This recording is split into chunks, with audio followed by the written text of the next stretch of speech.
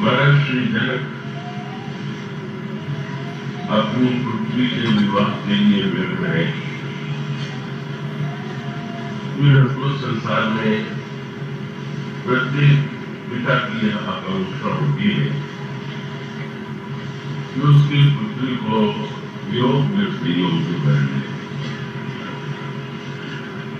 अतः महर्षि जनक इस आकांक्षा में तो कोई विचित्रता नहीं है, और उसके साथ उन्होंने जो एक प्रतिज्ञा कर ली वो बड़ी विचित्र और अटपटी सी थी। भगवान शंकर के उस धनुष का, जिस धनुष को भगवान शंकर ने महर्षि जनक को प्रदान किया था, और महर्षि जनक जिस धनुष की स्वयं नित्य पूजा किया करते थे, उन्होंने यह प्रतिज्ञा की कि भगवान शंकर के इस प्रख्यात धनुष को जो तोड़ने में समर्थ होगा उसी को मेरी पुत्री उसको अवॉइड करे। इस संबंध में तो आपके सामने कल बात रखी जा रही थी, जब इसे धनुष यज्ञ शब्द का उसको संज्ञा दी गई, तो ऐसे तो शास्त्रीय परंपरा में इस नाम का कोई अर्थ नहीं। पर अगर गहराई से यज्ञ के तत्व पर विचार करें तो यज्ञ की सर्वोत्तम जो पद्धति है और धनुष यज्ञ, और धनुष यज्ञ का तात्पर्य है यह धनुष भगवान शंकर का वह धनुष है जिसके द्वारा उन्होंने तारकासुर का संहार किया, और संहार करने के बाद उन्होंने उसका परित्याग कर दिया, और वह धनुष है मानव मूर्तिमान सात्विक अभिमान का ही स्वरूप है। और उसका अभिप्राय यह है कि बुराई पर विजय प्राप्त करने के लिए, मन के दुर्गुणों पर विजय प्राप्त करने के लिए व्यक्ति जब साधन की दिशा में अग्रसर होता है तो उसे सात्विक अभिमान को स्वीकार करना ही पड़ता है। आप एक नियम यदि लेंगे, मैं इतने बजे उठूंगा, ध्यान करूंगा, जप करूंगा, पूजन करूंगा, तो निश्चित रूप से आप एक सात्विक अभिमान लेकर के ही उस कार्य को कर सकते हैं और करना सकते हैं। किंतु अंतिम उद्देश्य क्या है वो पानी देने, इसका एक बड़ा कवित्वपूर्ण उत्तर दिया। धनुष को आपने उसके चित्रों में देखा होगा, रामलीला आदि में भी धनुष कैसे बना लिया जाता है। तो धनुष का दो भाग है, एक तो वह भाग जो किसी धातु का हो, मांस का हो या किसी वस्तु का, और दूसरी वह रस्सी होती है कि जिसके द्वारा धनुष से जो दोनों किनारे हैं, वैसे दोनों सीधे हैं, पर जब उसे चलाने के लिए उसको प्रस्तुत होंगे तो पहले दोनों किनारों को झुकाना और झुकाने के बाद फिर उस पर, जिसको प्रत्यंचा कहते हैं, डोरी कहते हैं, और संस्कृत में इसे गुण कहते हैं। संस्कृत में गुण शब्द का दो अर्थ, एक तो जब किसी व्यक्ति में कोई विशेषता होती है तो उसको कहते हैं कि उस व्यक्ति में ये गुण है। पर संस्कृत साहित्य में कहा गया कि गुण जो है वो रस्सी का ही प्रतीक है। तो तो एक बड़ा सुंदर संकेत है। कृपया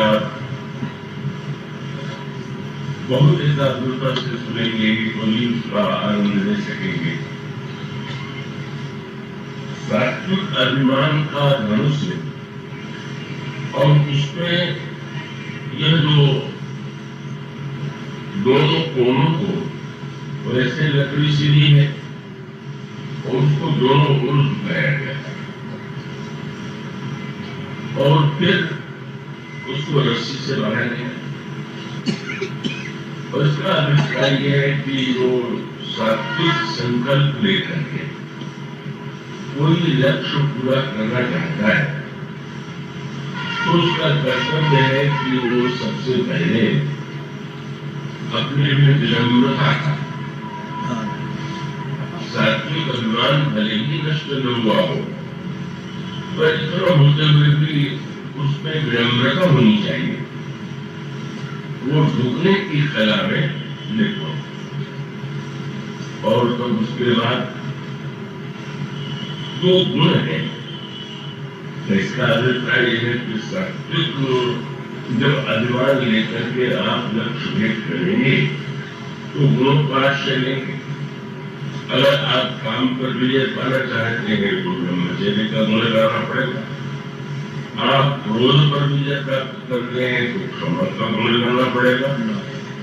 अगर आप लोभ पर विजय प्राप्त करना चाहते हैं तो दान का गुण लगाना पड़ेगा। तो इस तरह से इन दोनों को फिर उसको गुणों के बंधन के द्वारा बांधना और फिर उसमें संकल्प का जो बाण है, हमें यह करना है, हमें ये पाना है, हमारे जीवन का लक्ष्य ये है। और जब चले तो चलने के बाद अगर उस व्यक्ति में वो क्षमता है तो वो अपने उद्देश्य को पूरा कर लेता है। किंतु गोस्वामी जी ने बड़ी काव्यमयी भाषा में कहा कि धनुष के द्वारा भगवान शंकर ने त्रिपुरासुर का संहार तो कर दिया पर एक दिन धनुष ने भगवान शंकर से ये पूछा कि मैंने तो सुना है कि आप सबको मुक्ति देते, आपकी पुरी में काशी में तो कोई ऐसा अच्छा बुरा जड़ चेतन है ही नहीं है कि जो मुक्त हो जाए, लेकिन मुझे तो आप बांधते हैं तो मैं कैसे मानूं कि आप मुक्ति देने वाले हैं। तो बड़ी सुंदर बात, बिना किसी नियम में अपने को बांधे जब आप निश्चय करेंगे कि मैं क्या करूंगा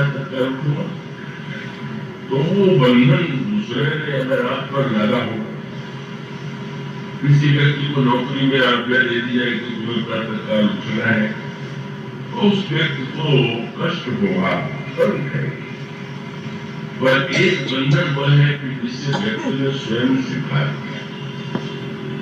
और तब ऐसी स्थिति में यह जो बंधन है, धनुष का तात्पर्य है कि जिस धनुष के द्वारा आप त्रिपुरासुर का संहार करते हैं मुझे माध्यम बना करके, उसको बंधन से कभी मुक्ति मिलेगी कि नहीं, और मिलेगी तो कैसे मिलेगी।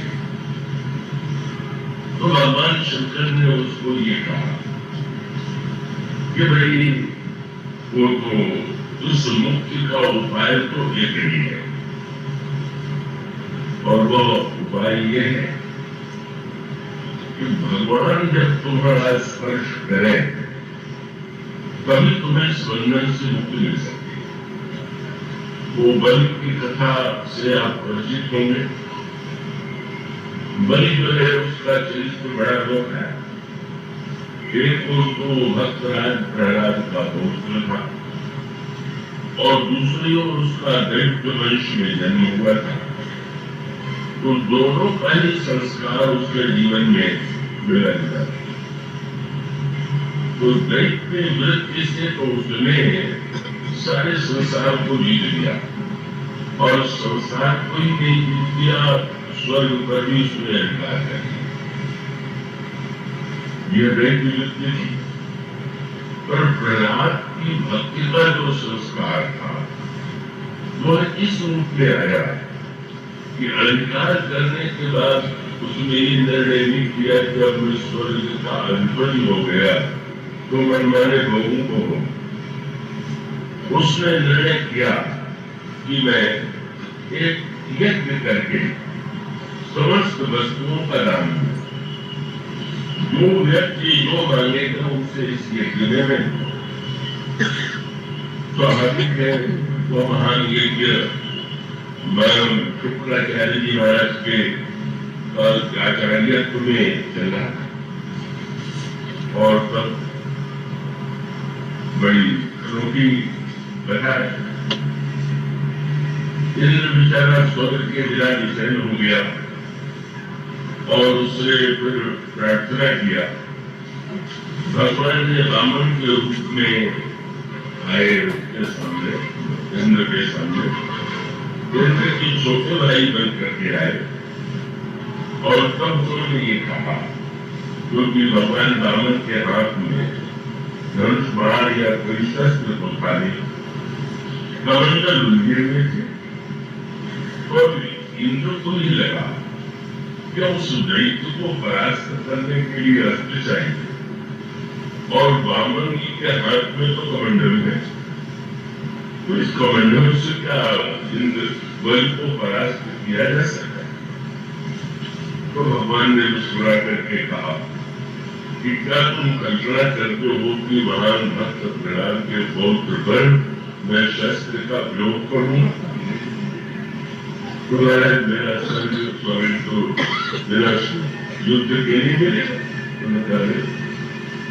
जब वो बलि ने यह घोषणा की है कि जो जिस व्यक्ति के द्वारा जो मांगा जाएगा वो मैं दूंगा, तो याचक बन करके ले जाओ और उससे दान में तुम्हारा स्वर्ग लेकर के मैं दे दूं। भगवान वामन के रूप में आते हैं। बलि ने देखा वामन में से भगवान पर बड़े तेजों में, बलि को बड़ा उत्साह हुआ, बड़ी प्रसन्नता हुई और तब बलि ने स्वागत करते हुए कहा कि ब्रह्मचारी, आपके आगमन से मुझे बड़ी प्रसन्नता हुई, पर आप आए मेरे यज्ञ में तो आपने कृपा की और आप जो भी मांगेंगे वो मैं। अब यहाँ एक बड़े बात का सूत्र है, भगवान वामन ने इंद्र पर कृपा की कि भगवान वामन ने बलि पर कृपा की? उसका उत्तर ये तो कृपा की व्याख्या पर जाता है। इंद्र और इंद्र की प्रकृति के व्यक्ति जो है वो यही मानते हैं कि हमें अधिक से अधिक भोग मिले, स्वर्ग हमारा सुरक्षित रहे तो भगवान की वही, तो भगवान उसे भी मानते हैं। अगर कोई सकाम भाव से भगवान से ये कहे कि आप मुझे संपत्ति दीजिए, सुख दीजिए, तो वो भी भगवान के द्वारा दी जाती है। लेकिन भक्त जो है वो तो भगवान मांगने वाले को भी भक्त ही मानते हैं। क्योंकि भक्ति की सर्वोच्च कक्षा यह है कि जब भगवान उस व्यक्ति को वह न दे जो मांग रहा है, वह दे जो उन्हें ठीक लगे। तो हम लोग को भगवान से जब भी प्रार्थना करेंगे तो मंदिर में भी जाके कहेंगे भगवान कृपा कीजिए, और डर लगने लगता है कि पता नहीं भगवान कृपा का क्या अर्थ ले ले, तो उनको अर्थ भी बता देते हैं। इस वर्ष मुझे इतना लाभ हो जाना चाहिए या ये पर मुझे मिल जाना चाहिए। उसका अभिप्राय है कि हमको ये विश्वास नहीं कि भगवान स्वयं निर्णय कर लेंगे कि वो कृपा कैसी होनी चाहिए। उनको हम बताते हैं कि वस्तुतः मैं कृपा इसमें मांगूंगा, पुत्र हो जाए तो कृपा मांगूंगा, संपत्ति हो जाए तो कृपा मांगूंगा, पद मिल जाए तो भी कृपा मांगूंगा। भगवान उसे भी स्वीकार करते हैं। पर एक भक्त हुआ है वो भगवान से कहता है कि प्रभु तुम्हारी नीक लागणी रघुराई सो मही देवदास। प्रभु क्या व्यक्ति निर्णय कर सकता है कि उसके लिए क्या कल्याणकारी, और इसलिए आपको जो भी लगे वो दे दीजिए। पर सांख्यिक तत्व महाभारत में भी यही है। भगवान की आवश्यकता तो अर्जुन को तो है ही, पर दुर्योधन को भी तो है। और भगवान दोनों को ही संतुष्ट करने के लिए प्रसिद्ध, वो तो दोनों को देते हैं। पर अंतर ये है कि एक को भगवान ने वह दिया जो सब कुछ चाहता, सेवा चाहता था, युद्ध में विजयी होने के लिए जो कर्ण होते हैं वो चाहता था इसमें। और अर्जुन को भगवान ने वह न दे करके सब अपने आप को दे दिया। भगवान से जो चाहते हैं भगवान उन्हें देते हैं, और जो भगवान को चाहते हैं भगवान, ये उनकी महती कृपा है। तो भगवान की ऊपर से तो कृपा लगी इंद्र को, ये देखो तो भगवान मेरे स्वर्ग को दिलाने के लिए भिक्षुक बन गए, और भिक्षुक बन करके उन्होंने मेरे लिए बलि को क्षण किया। पर कौन बता रहे कि इंद्र चला गया कि बलि चले गए? बस का अर्थ ये कि वस्तुतः तो बलि कहाँ चला गया, पर उस कथा का तत्व क्या है? एक और को तीनों को लग रहा है कि मेरा स्वर्ग दिलाने के लिए भगवान है, और दूसरी ओर भगवान के हृदय में यह कृपा आई, करुणा आई, यदि प्रहलाद का पौत्र है और यज्ञ के द्वारा ये दान कर रहा है, तो सात्विक अभिमान के द्वारा ही तो यज्ञ किया जा रहा है। और इस पर कृपा तो तब होगी कि जब सात्विक अभिमान को भी मैं नष्ट कर दूं। तो भगवान की परम कृपा कब होती है? जब वो किसी भक्त पर प्रसन्न होकर के उसका सात्विक अभिमान भी रहने नहीं देते। और वो दिखाई पड़ा जब बलि ये कहता है कि आप जो मांगोगे वो मैं दूंगा, तो ये तो दानी है, तो ठीक, उदार है, ये तो ठीक। पर क्या किसी व्यक्ति के लिए संभव है कि वो चाहे तो दे सके? और उसमें जो भाषा है वो कितनी संकेत बनी। भगवान ने मुस्कुरा करके तुरंत कहा कि 3 पग भूमि मुझे दे दीजिए। बलि ने उसका प्रारंभ में बड़ा मोटा हाल किया, उसको आश्चर्य भी हुआ। उसने कहा पहले तो मैंने देखा और लगा कि आप शरीर से बड़े हैं, छोटे हैं, और बुद्धि से बड़े विशाल, पर अब तो मुझे आपकी बुद्धि पर भी संदेह होने लगा। मुझ जैसे दानी के पास आकर के 3 पग भूमि मांगना, किसी आपने इस तरह का कार्य किया? पर भगवान का उसमें निहित जो व्यंग था वो ये था, तुम्हें बलि के पैर में दो, और जितने व्यक्ति उनके 2 पग हैं, तो जितना आपके पास होगा वही तो आप देंगे। भगवान उस भाषा में कह रहे हैं कि तुम तो 2 ही वस्तु दे सकते हो, और आप भी किसी को देंगे तो 2 ही वस्तु दे सकते, या तो पैसा देंगे या भोग की सामग्री देंगे, अर्थ देंगे या काम देंगे, और उसके बाद आपने धर्म किया तो चलिए उसका एक रूप हुआ। और इसलिए वो भगवान रावण की बुद्धि पर प्रारंभ में उससे हंसी आई, क्योंकि वो अभी अभिमान से मुक्त नहीं। और वहीं बैठे थे शुक्राचार्य जी, बड़ी ही बड़ी दृष्टि वाले, और देखते ही ये समझ गए यह रावण कोई रावण मौना व्यक्ति नहीं है, ये तो भगवान ही इंद्र के स्वर्ग को लौटाने के लिए वामन का देश बना के आए हैं, और मेरे यजमान की सारी संपत्ति जो है छीन करके और दे देंगे इंद्र को। तो ये दो गुरु हैं हमारे पुराणों में, देवगुरु बृहस्पति और दैत्य गुरु शुक्राचार्य। वैसे तो बुद्धिमान बृहस्पति भी बहुत है, शुक्र भी बहुत है, और सत्य तो यह है कि बुद्धिमत्ता में शुक्राचार्य बुद्धि से बृहस्पति से थोड़ा आगे, और जो विद्या शुक्राचार्य के पास है बृहस्पति के पास है। ये संजीवनी विद्या का वर्णन आता है कि ऐसी चमत्कारिक विद्या थी शुक्राचार्य के पास, तो हमारे को जीवित कर देते। तो जब देवता और दैत्यों का युद्ध होता था और कोई देवता दैत्य लड़ता था तो शुक्राचार्य जी उसे जीवित कर देते। और वो विद्या तो अच्छी नहीं, उसकी बड़ी लंबी कथा आती है। फिर बृहस्पति ने अपने पुत्र को शिक्षा लेने के लिए भेजा।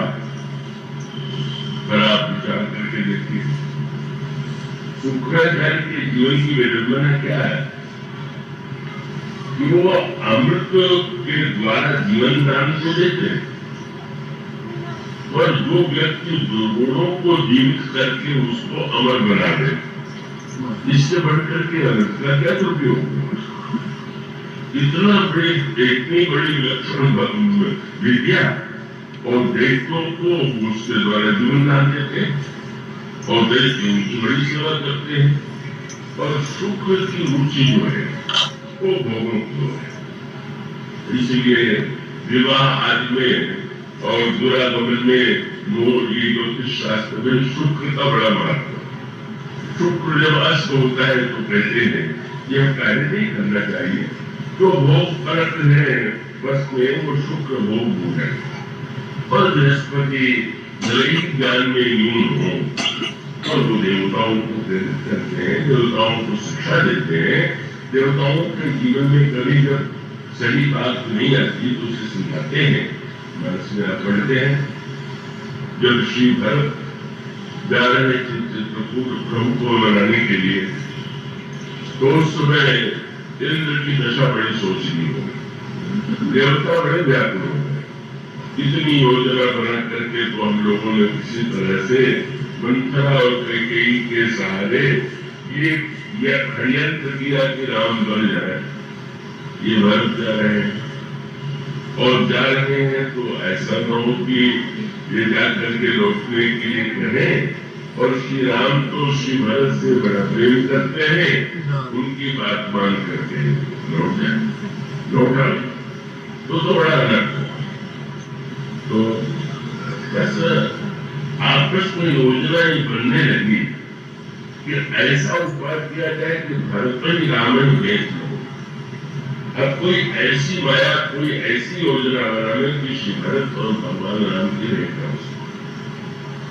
पर अच्छी बात जो देवताओं में दोष होते हुए भी एक बहुत बड़ा गुण है। वो बात तो आई, पर आने के बाद उसको उन्होंने तुरंत क्रियान्वित नहीं कर दिया। उनका गुरु जी से तो पूछ लें, याद रखिए, जब कोई ऐसी बात आवे तो गुरु जी से जरूर पूछ लीजिए, गुरुदेव से ये ठीक है कि नहीं ठीक। रावण की ही समस्या है। रावण ने गुरु तो मिला शंकर जी को। कई लोग किसी बात का बड़ा गर्व पाल लेते हैं कि उनके गुरु जी कितने बड़े प्रसिद्ध हैं, उनके बड़े होने से क्या होगा, आपने उनसे कितना पाया। समुद्र बहुत बड़ा है, और छेद वाला छोटा सा बर्तन लेके जाए और जो जल आवे उसको भी आप गिरा दें। तो रावण जो है उसके अंतःकरण में भी एक बार जब यह ज्ञान हुआ, ये संकल्प आया कि खरगोशों को मारने वाला तो ईश्वर को छोड़कर के कोई नहीं होगा, तो दूसरा आप ईश्वर है कि नहीं। तो अगर वो गुरु भक्त होगा तो शंकर जी जैसे होगा, और शंकर जी से जाकर पूछ देता कि महाराज बताइए कि राम ईश्वर है कि मनुष्य, तो रावण का नहीं हो जाता। पर वो गुरुदेव से क्यों पूछे, जब उनसे बुद्धिमान है क्या? अरे वो 5 सिर वाले हैं न 10 सिर वाला हूँ, गुरु जी से दोनों बुद्धि तो मुझी में है, मैं उनसे क्यों? और इधर देववृत्ति है कि योजना बनाने के पहले उन्होंने बृहस्पति से पूछा।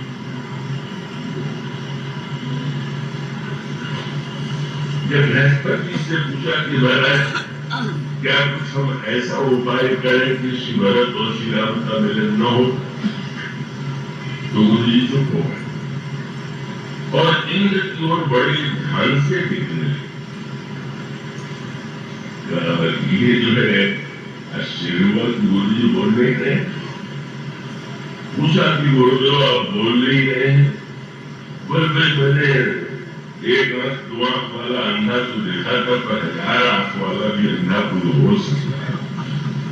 तुम्हें देख कर यही लगता है कि तुम्हारे शास्त्र रहते हैं क्या?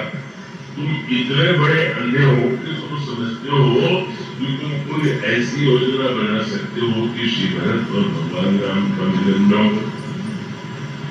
अरे श्री भरत की कृपा से तो संसार के अंदर ही भगवान राम से मिलेंगे, तो उनके मिलन को रोकने की बात सोचते हो? तो फिर गुंजो हमारा काम को बिगड़ जाए। कहा चिंता क्यों? और उन्होंने सूत्र दे दिया, क्या चिंता है तुम्हें? या अगर श्री राम कहे भरत भी कहेंगे तो श्री राम लौट जाएंगे। तो गुरु जी ने कहा ये विचार करके सोचो कि कहेंगे कि नहीं। तो मेरा प्यार है तो कहीं क्यों नहीं?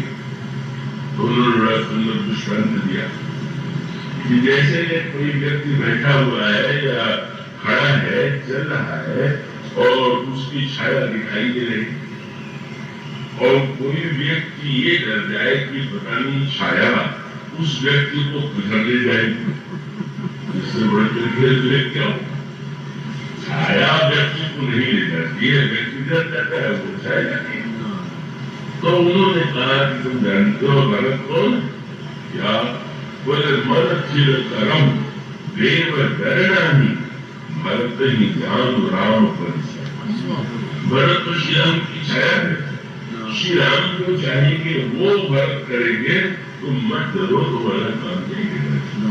यही जो वृत्ति है कि असत या बुरे संकल्प तो प्रत्येक व्यक्ति के अंतःकरण में आते हैं, लेकिन वह व्यक्ति धन्य है कि ऐसे संकल्प का उदित होने के बाद गुरु की प्रति श्रद्धा रखते हुए उनके समक्ष अपनी मनस्थिति निवेदन करें।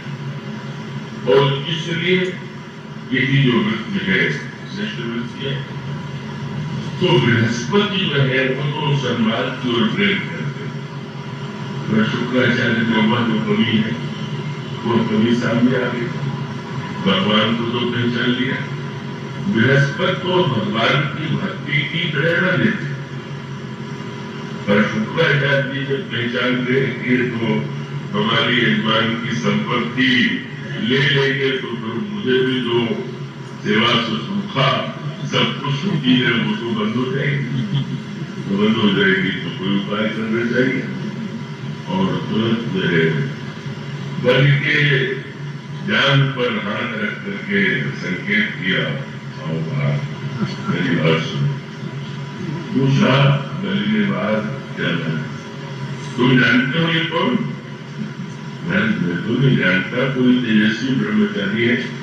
ये ब्रह्मचारी है, स्वयं विष्णु भगवान है, ब्राह्मण रूप में आए हुए हैं और तुम्हारी सारी संपत्ति छल करके इंद्र को ले लेंगे। तुम लौट करके कह दो कि मैं नहीं। पर सात्विक अभिमान दो बलि का है। बलि ने कहा महाराज जब मैंने घोषणा कर दी और जब मैंने कहा है कि जो मांगेगा वो मैं दूंगा तुम्हें अवश्य। और बड़ी सुंदर बात कही। अंत में प्रहलाद का पौत्र था, तो प्रहलाद का जो चिंतन है वो भी तो संस्कार में था।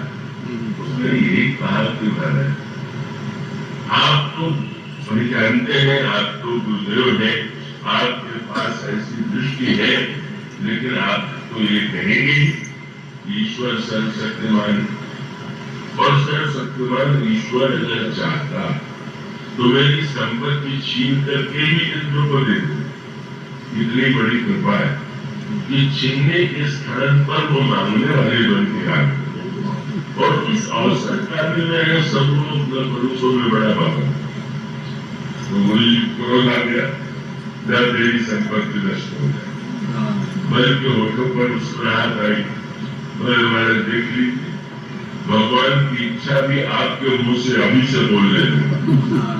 आप मेरी संपत्ति बचाना चाहते थे, पर यही कह रहे शुक्राचार्य जी ने कहा मैंने तो ऐसे कह दिया।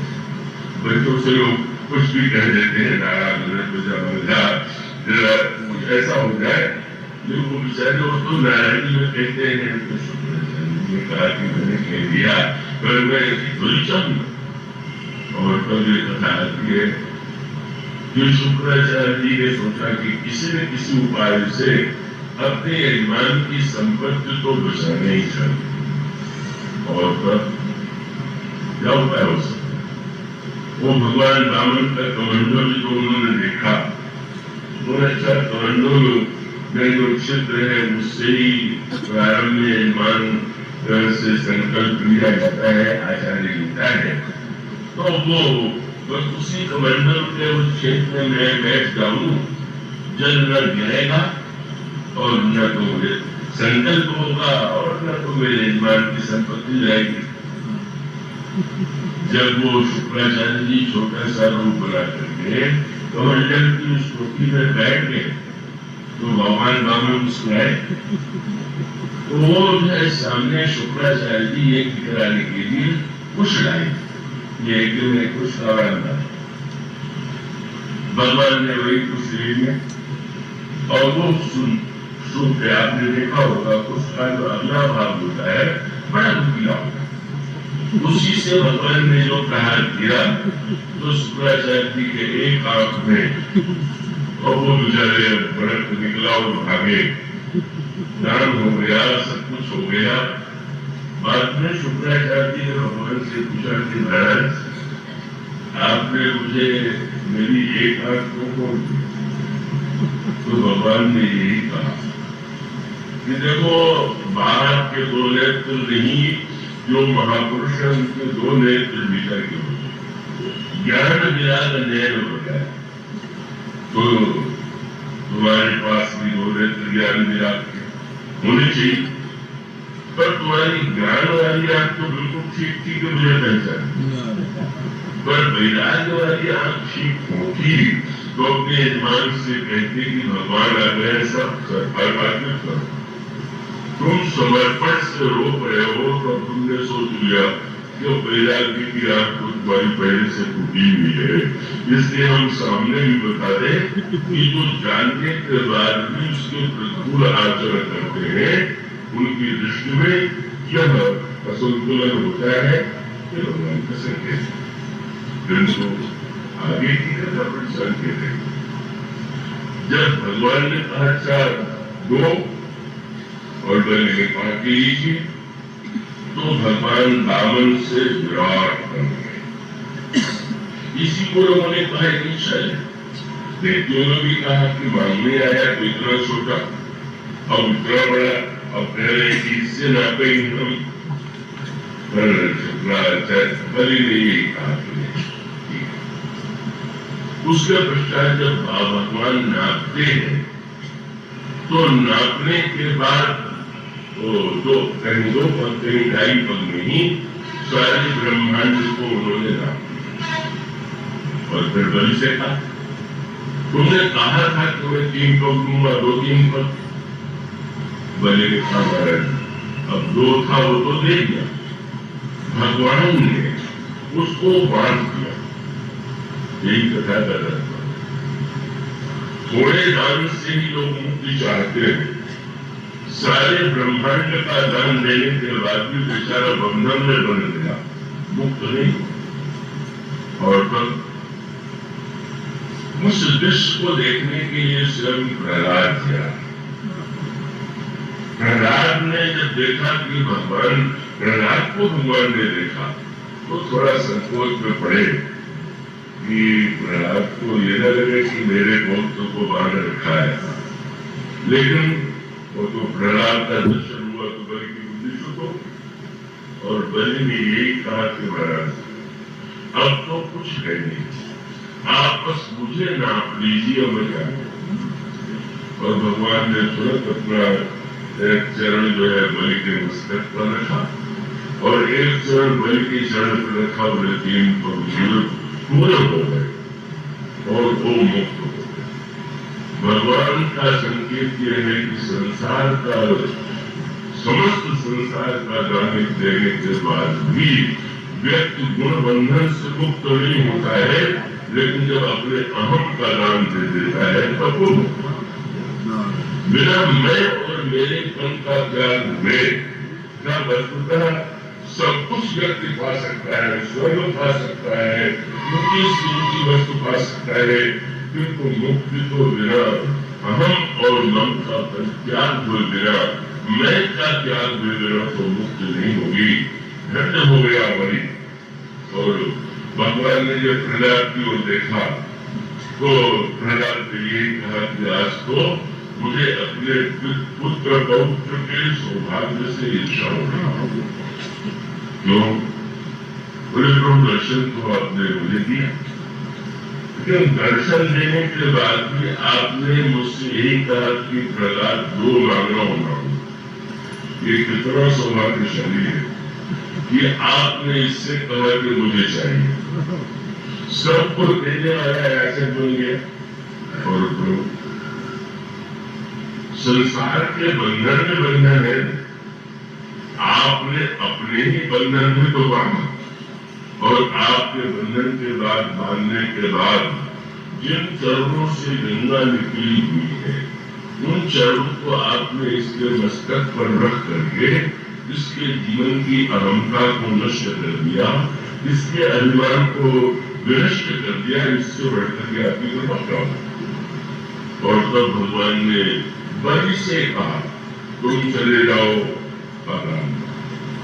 देवता बड़े प्रसन्न हुए, दिल को नीचे पटक दिया गया, क्योंकि देवताओं के पास वो दृष्टि नहीं थी। और वो दृष्टि क्यों नहीं थी? स्वर्ग और पाताल, लगता है स्वर्ग सबसे ऊपर है, पाताल सबसे नीचे। पर विराट रूप का जब वर्णन किया गया तो कहा गया ये पद पाताल शीश आलिका, ब्रह्मलोक जो है वो भगवान का सिर है और पाताल भगवान का चरण। जिसको भगवान ने ऊपर स्वर्ग में भेज दिया वो धन्य है, जिसको चरणों में स्थान दे दिया वो धन्य है। ऊपर जाने के बाद तो गिरने का डर बने रहता है, पर जो चरणों में पहुंचा हुआ है वो तो कभी गिर सके होने का प्रश्न ही तो है। वो तो पहले से ही चरण में समर्पित हो चुका है।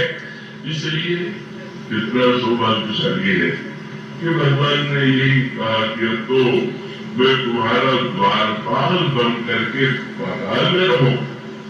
बस ये सूत्र जिससे समझ लिया। भक्त लोग नरक से तो नहीं डरते, नरक से इसलिए नहीं डरते कि नरक से डरने लगे। अगर नरक दिखाई दे तो उन्हें भी डर है, लेकिन उन्हें क्या दिखाई देता है?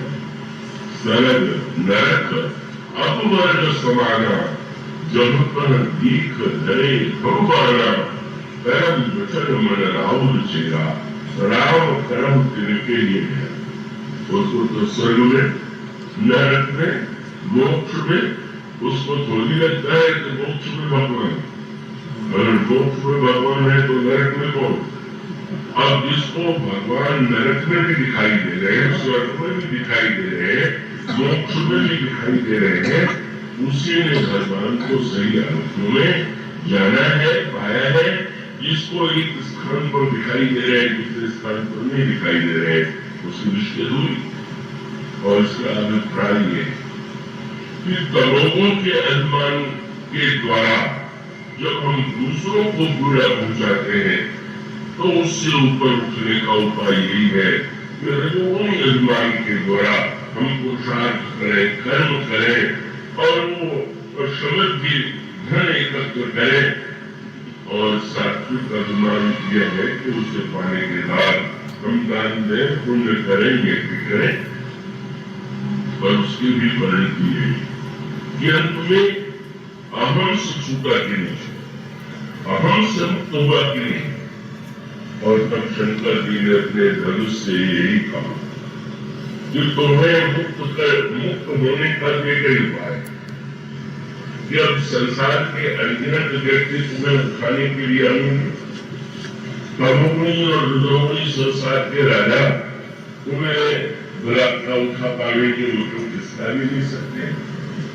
और जब श्री राम आए तो उनका स्पर्श होते ही बस तुम टूट जाए और अभिमान खंडित हो जाए। तो इस सूत्र पर आपने ध्यान दिया, वो बड़े महत्व का सूत्र है जो थोड़ा उसको आध्यात्मिक संकेत को समझने में उसका आनंद लेंगे। मुक्ति का अर्थ क्या यह है कि संसार मिट जाता है क्या? नहीं, ये नहीं। भगवान ने जब तोड़ा तो डोरी नहीं तोड़ दिया, बड़ी विचित्र बात। बाधा तो जाता है डोरी से, तो भगवान ने डोरी न तोड़ करके वो भाग तोड़ दिया जिस पर डोरी बनती है। भगवान का तात्पर्य है कि भाई गुण तो बने ही रहेंगे, केवल अभिमान खंडित हो जाए तो बंधन से गुण तो भी नष्ट हो जाएंगे। वो तो कोई व्यक्ति बड़े ऊंची स्थिति में होगा, वो भी कभी उसको भोग करेंगे, कभी उसको नींद आदि करेंगे। इस तरह से मानो गुणों के रहते हुए भी व्यक्ति गुण बंधन से मुक्त तब होगा जब उसका कर्तव्य है, उसका जो अभिमान है वो नष्ट। और यह अभिमान व्यक्ति अपने पुरुषार्थ से कभी नष्ट नहीं कर। मैं के द्वारा वो मैं को कैसे मिटाएगा? और तब उस मैं को मिटाने का कार्य तो प्रभु के द्वारा ही संभव है।